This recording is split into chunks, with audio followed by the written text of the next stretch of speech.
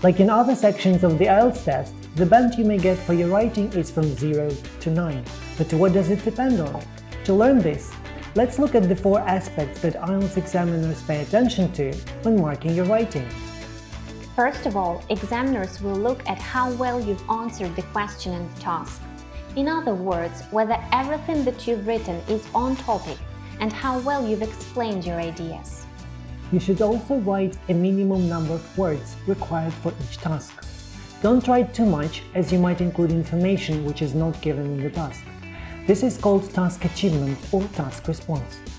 The next important thing is how you shape your writing. This is all about how logically you organize your ideas into paragraphs, how well these ideas are connected, and how effectively you use the so-called linking words. We call this aspect coherence and cohesion. Another aspect is your vocabulary. First of all, examiners look at its variety, whether these are simple or more complex words. Secondly, your vocabulary should be appropriate. This is when you use the right word in the right place. We call all of these lexical resource.